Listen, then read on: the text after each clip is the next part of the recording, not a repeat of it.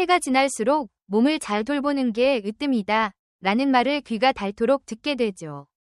그런데 정말 몸만 생각하며 50살이나 60살 무렵을 그냥 흘려보내도 괜찮은 걸까요? 우리나라에서 사람 살피는 일을 하는 곳이 작년에 낸 자료를 보면 65살이 넘은 10분 가운데 2분쯤은 마음이 가라앉는 괴로움을 겪고 있다고 해요. 이렇게 살펴본 바를 보면 늙어가는 날들에 오직 몸만 챙기면 오히려 나중에 더 큰 고생을 할 가능성이 큰 셈입니다. 여러분도 80살을 어떻게 살아야 하지? 하고 막막함을 느끼는 때가 있지 않으신가요? 그리고 나이가 들수록 정말 마음먹은 대로 다 해낼 수도 없더라고요. 사실 젊은 사람도 새로운 버릇이나 좋은 습관을 들이기가 쉽지 않은 걸 보면 나이가 들어서야 더더욱 어렵긴 하죠. 우리가 80해를 넘기는 걸 겁내는 이유 중 하나는 아직 못 겪어본 일이거나 눈에 안 보이는 것에 두려움을 느끼기 때문이라 봐요. 그래서 오늘은 80에 접어들면 누구나 겪을 수 있는 일들을 함께 나누고 몸과 마음을 한결 거뜬하고 맑게 가꾸는 길을 알려드리려 합니다. 이 말을 나누고 나면 막연하게 80살 이후를 무서워하던 분들께 좀 더 밝고 또렷한 뒤날을 맞이하실 수 있도록 도와드릴 수 있지 않을까 생각해요. 혹 보시는 분들은 마음에 드시면 눌러주시는 거 잊지 마시고 작은 힘을 모아주시면 정말 감사하겠습니다. 자, 그럼 이제 본격적으로 이야기를 시작해볼게요. 밤에 잠이 오지 않는다면 억지로 자려 애쓰지 않아도 괜찮습니다. 나이가 들수록 잠이 부쩍 줄고 깊이 자기가 어려워지죠. 그래서 잠을 부르게 하는 약을 찾는 분도 많아요. 그런데 그 약들은 잠들 때만 도와줄 뿐 한밤중에 자꾸 깨는 분에겐 큰 도움도 안 됩니다. 거기다 약기운 때문에 새벽에 자리에서 일어날 때 다리가 풀려 넘어지거나 뼈가 다치는 위험도 있어요. 심하면 움직이기도 힘들어 눕게 될 수도 있고요. 원래 잠을 부르는 약은 꼭 먹어야만 하는 게 아니라고 합니다. 잠 못 들어서 목숨을 잃는 일은 없다고 하니 말이에요. 게다가 웬만큼 깨어있는 것 같아도 실제로는 자고 있는 경우도 많다고 해요. 밤에 잠이 잘 안 오면 낮잠을 좀 자도 됩니다. 일부러 정해진 잠자리나 기상시간을 지키려고 애쓰느니 졸리면 자고 피곤하면 자는 시기 80 넘은 분들에게는 더 맞는 방법 아닐까 싶습니다. 몸에 좋은 보약이 사람마다 다르게 듣듯 잠도 나를 기운나게 만드는 귀한 힘이라고 여기며 편히 생각해보면 어떨까요? 재혼 이야기를 해볼까요? 재산이 넉넉한 분이 재혼하고 싶다 하면 자녀들이 반대부터 하고 반대로 돈이 별로 없는 분이 재혼하고 싶다 하면 자녀들이 오히려 잘됐다고 축복하는 상황을 흔히 봅니다. 재산이 많은 부모님이라면 어차피 저쪽 분이 바라는 건 돈일 테니 반대라 하고 재산이 없는 경우는 혼자 계시기보다 누가 있어주셔서 다행이네요. 행복하게 지내세요 라며 좋아하죠. 다만 속으론 이왕이면 돌봄도 좀 부탁드려요 하는 마음이 있을지 모르지만 아무튼 그때는 반대 대신 축복해준다는 겁니다. 그렇다면 어느 쪽이 더 행복할까요? 제가 만나본 많은 나이 지긋한 분들 중에는 돈이 많아서 오히려 힘들었던 경우도 있었습니다. 그 가운데 하나가 바로 자녀와 얽힌 재혼 문제였어요. 70쯤까지는 자녀를 어떻게든 설득해서 재혼하시는 분도 적잖지만 80 넘어가면 자녀 반대에 못 이겨 포기하는 분이 늘어나죠. 결국 외로이 지내다가 기운이 붙여 누군가의 손길에 의존하며 살게 되기도 합니다. 그렇다고 반대하던 자녀가 부모님 곁을 챙겨주는 것도 아니고 막상 부모님이 돈을 남기고 떠나시면 남은 재산을 두고 자녀나 친척들이 다투는 일도 벌어지고요. 이렇게 돈이 얽히면 예전에는 좋았던 가족 사이도 미묘하게 어긋나기 시작합니다. 남겨진 돈이 많든 적든 마찬가지입니다. 이게 사람 마음인 듯 싶어요. 부모 살아있을 때는 잘 지내던 형제들도 부모님 떠나시면 등 돌리는 일이 돈 문제로 생기기도 하니까요. 나이가 들면 자식에게 남겨줄 재산보다도 좋은 버릇, 좋은 삶의 태도를 물려주면 어떨까요? 이제 기저귀 이야기를 해보겠습니다. 오줌줄기에 문제가 생겨서 고민하시는 분도 있죠. 하지만 이건 어쩔 수 없이 받아들이는 수밖에 없다고 봐요. 우리가 사는 목적이 그 문제 하나에 달린 건 아니니까요. 세상을 보면 큰 회사를 이끈다든지 음악을 짓거나 영화를 만드는 분 중에도 기저귀를 차고도 얼마든지 멋지게 살아가는 경우가 많습니다. 기저귀를 쓰면 적어도 오줌 문제로 바깥 활동에 제약을 받을 일이 줄어들고 그만큼 자기 할 일에 더 집중할 수 있어요. 한 가지 몸뚱이 기능이 조금 약해진 걸 두고 이제 내 삶은 끝났어 하고 포기할 게 아니라 이 부분은 예전만 못하지만 그래도 다른 건 잘 되잖아 하고 당당해지면 좋겠습니다. 나이 들면 곁에 있던 배우자나 벗이 떠나는 모습을 보게 됩니다. 평소 서로에게 크게 기대어 살았다면 그 빈자리가 더 크게 느껴지죠. 그럴 때는 마음을 굳게 먹는 방법밖에 없다고 봐요. 차갑게 들릴 수도 있겠지만 떠난 분이 돌아오지는 않으니까요. 대신 다른 분들을 새로 만나보거나 혼자 지내는 시간을 거꾸로 편안하게 생각하는 쪽으로 마음가짐을 바꿔보는 거죠. 젊은 분들 중에도 결혼이나 연애는 안 하고 게임만 하거나 손안에서 돌아가는 기계를 들여다보며 지내는 분이 많다고 들었어요. 그게 마음 편한 혼자 있음을 즐기는 거잖아요. 똑같은 처지라도 외롭다고 생각하면 쓸쓸하지만 혼자 있음은 자유롭다고 여기면 의외의 즐거움을 찾을 수 있습니다. 제가 아는 어떤 나이 지긋한 분은 아내가 먼저 가시고 난 뒤에 혼자 영상을 보는 곳에 가입해 온갖 영상을 섭렵했다고 해요. 볼거리가 너무 많아서 시간이 어떻게 지나가는지 모를 정도라고 하시더군요. 게다가 아내가 뭘 좋아하는지 신경 안 쓰고 보고 싶으면 보고 자고 싶으면 자니 마음이 편하다고 합니다. 옛날에 생각 깊은 분이 사람이 사귐을 찾는 건 혼자 있을 때 스스로를 견딜 힘이 부족해서다 라고 한 적이 있다고 해요. 그 말도 곱씹어보면 재미있는 지점이 있는 것 같습니다.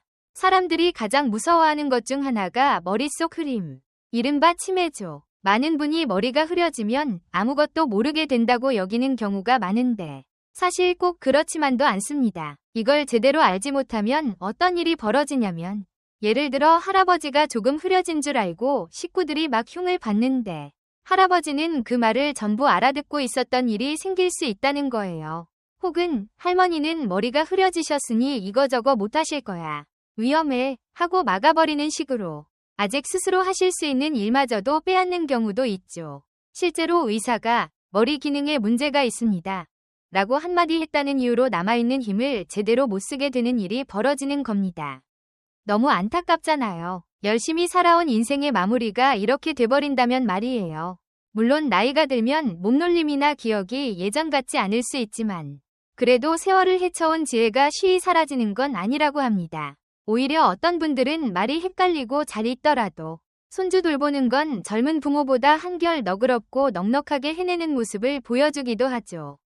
그래서 머리가 조금 흐려져도 그 속에는 여전히 뛰어난 삶의 슬기가 살아있는 분들이 적잖다고 해요. 이걸 잘 이해하고 받쳐주면 당사자도 곁에 있는 가족도 더 나은 하루하루를 누릴 수 있을 것입니다. 다만 주의해야 할 건 잘못된 걸 철석같이 믿어버리고 속아 넘어가기 쉬운 점이에요. 머리 흐려진 분 중에는 기억력이 자꾸 떨어지는데 말귀는 또 잘 알아듣는 분들도 있어요. 그러니 보이스피싱이 유행하니 조심하세요 라고 미리 말씀드리면 듣는 순간에는 알겠다고 고개를 끄덕이지만 그 얘기를 금방 잊어버리는 거예요. 그러다 교묘하게 말 잘하는 사기꾼이 집이 곧 허물어질 테니 빨리 고쳐야 한다 고 부추기면 걱정이 들어서 얼결에 도장을 찍게 되는 거죠. 즉 예전에 들었던 말과 지금 눈앞에서 벌어지는 일을 비교해보며 따져보는 힘이 떨어지니 쉽게 헷갈리고 속아 넘어간다는 겁니다. 이어서 몸도 마음도 튼튼하게 여든을 맞이하기 위한 6가지 버릇을 얘기해볼게요. 먼저 몸이 너무 힘들지 않을 정도로만 움직여보자는 겁니다. 너무 숨이 차고 헉헉거릴 정도로 심하게 뛰면 되레 몸에 무리가 갈 수 있어요. 그때 혈압이 확 오르고 숨 쉴 때 나오는 나쁜 산소가 몸 곳곳을 갉아먹어 병을 일으킬 수도 있거든요.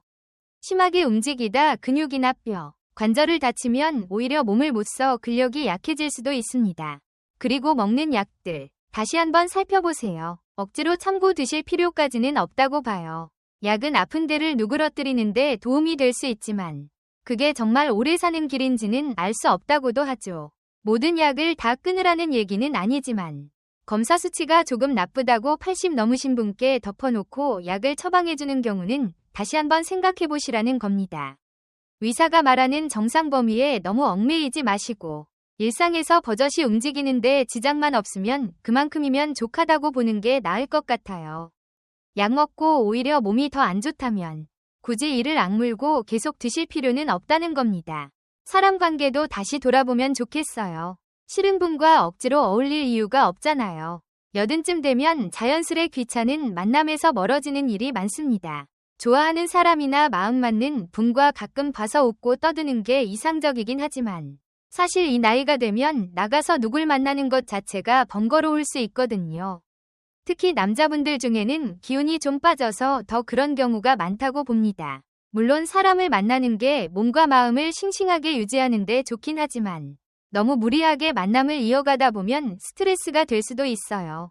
그래서 요즘은 손안에서 서로 말 나누거나 흥미있는 것들 정보를 나누는 방법도 있죠.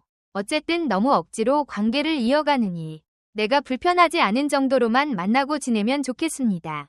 또 괜히 착한 척하느라 스트레스 받지 않아도 됩니다. 아휴, 나쁜 노인 되는 건 좀 그렇지 않나 싶을 수 있지만 10대처럼 엇나갈 걱정까지 할 필요는 없겠죠. 지금껏 남들 눈치 보며 하고 싶은 거 참고 살아오지 않았나요? 그런데 80살이 훌쩍 넘어서까지 또 참기만 하면 몸도 마음도 축나기 쉽습니다.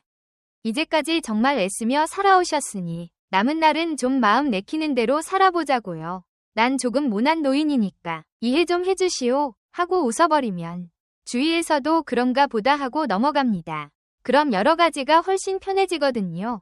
먹고 싶은 것도 맘껏 드세요. 살찔까봐 너무 달고 짠 거는 몸에 안 좋다고 피하는 분들 많죠. 근데 과연 그게 전부 옳을까요? 몸이 뭔가를 원한다는 건 우리 몸이 진짜 필요한 걸 뜻하는지도 모릅니다. 나이가 들면 콩팥 같은 데서 소금을 자꾸 내보내서 몸속 소금이 모자랄 때가 있어요. 그러면 머리가 짠맛을 땡기게 만들어 더 먹고 싶게 하는 거죠. 덧붙여 몸이 좀 통통한 분이 오래 산다는 결과가 많으니 스스로 그걸 느껴서 좀 더 먹자 하고 뇌에서 신호를 보내기도 해요. 물론 60 전후까지는 너무 짜게 먹고 몸무게가 너무 많이 나가면 해가 될 수도 있겠죠. 하지만 80 가까이 가면 그런 상식도 잠시 내려놓고 몸이 원하는 대로 먹으시는 게 오히려 좋다는 얘기입니다. 영양이 부족해져 버리면 늙음이 더 빨리 온다니까요. 억지로 먹을 필요는 없지만 아 이거 좀 땡긴다 싶으면 굳이 참지 말고 드시는 게 낫다고 봅니다. 우리 몸은 꽤나 영리하게 지어졌으니 내 몸을 믿고 귀 기울여보자는 거죠. 실제로 소금이 모자라서 머리가 띵해진 상태로 운전하다가 위험한 일이 생기기도 한다고 하잖아요. 그러니 우리 몸이 소금을 좀 달라고 하면 너무 겁내지 말고 챙겨 드시는 게 좋을 것 같습니다. 마지막으로 자녀에게 돈 물려주려고 너무 애쓰지 않아도 괜찮습니다. 80쯤 되면 마지막을 어떻게 맞이해야 하나 하고 고민하기 시작하는 경우가 많은데 집안 사정마다 천차만별이라 딱 이거다 하고 말씀드리긴 어렵습니다. 그래도 한 가지 권해드리고 싶은 건 내가 가진 돈으로 내가 끝까지 마음 놓고 지낼 수 있는 길을 찾자는 거예요. 돈이 아주 많아서 여러 가지 도움시설이 갖춰진 곳에 들어가거나 더 여유 있으시면 집에 머무르며 도우미 쓰는 것도 방법이겠죠. 한 달에 몇백만 원씩 든다 해도 여력이 된다면 나쁘지 않은 선택이라고 봅니다. 자녀에게 크게 물려주기보다는 내가 벌어 모아둔 돈을 스스로를 위해 쓰는 게 가장 좋다고 생각해요. 요즘 보니까 아주 근사한 무덤을 만들고 가는 분도 있는데 사실 손자 때나 그 뒤 세대가 되면 누가 찾아올지 알 수 없잖아요. 차라리 이웃이나 자치단체에 조금이나마 보태서 살아있는 후세들에게 도움이 되게 하는 편이 더 나아 보입니다. 또 부모님을 시골에 계시게 두는 경우라면 이웃과 두루두루 잘 지내도록 도와드리면 어떨까 하고 권하고 싶어요.